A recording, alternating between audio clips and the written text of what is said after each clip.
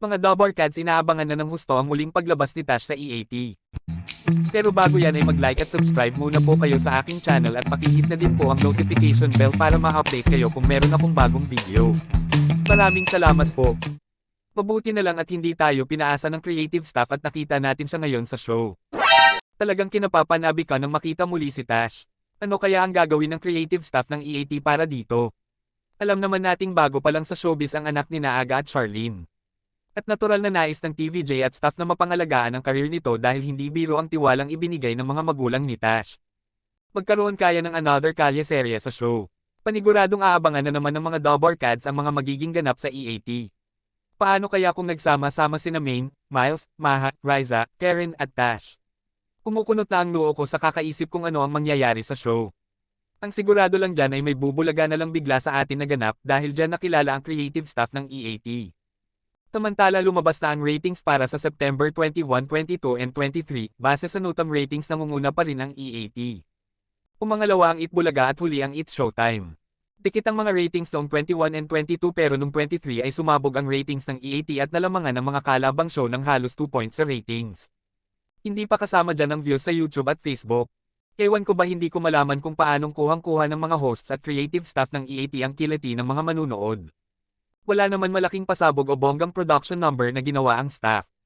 Wala naman helicopter o madaming celebrity guest na lumabas. Isang simpleng dance number lang at isang bagong mukha sa showbiz ang dumating. Ang mga hosts ay simple lang ang porma, hindi gaya sa iba na akala mo ay mag-host sa Binibining Pilipinas Beauty Pageant o Awards Night ng Film Academy. Madami pa talagang kakaining bigas ang mga hosts ng ibang programang katapat ng EAT. Mahirap pinagin ng isa ng institusyon pagdating sa paghahatid ng tuwa at saya sa manunood.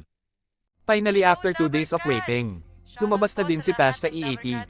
What a breath of fresh air para sa mga Dobarkads. Kudos sa TVJ at creative staff ng EAT. Abang-abang lang tayo Dobarkads at siguradong gugulatin na naman tayo ng show sa mga ganap. Sobrang happy ko po.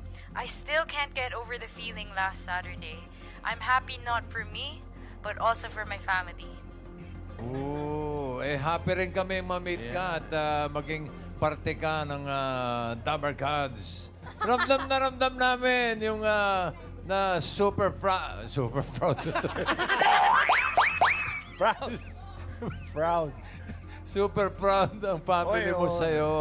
Proud ang family mo. Thank you, Tash.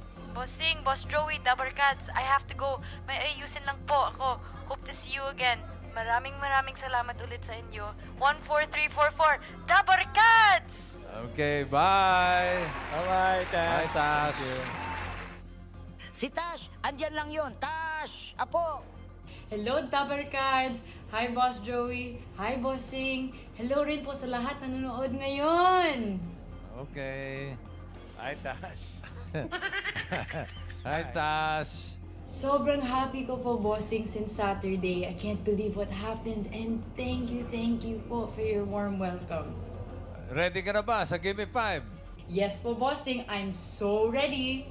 Mukhang sanay na ang mga itinikilos ni Tash habang on air. Halatang nag-enjoy lang siya at iginagalaw lang ang kanyang natural na kakalugan.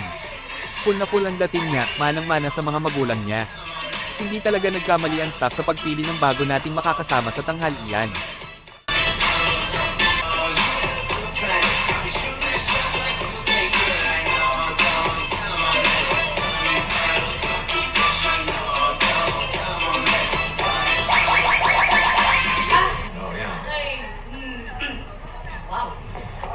Baby shark do do do do do, baby shark do do do do, baby shark do do do do, baby shark do Dobarkads!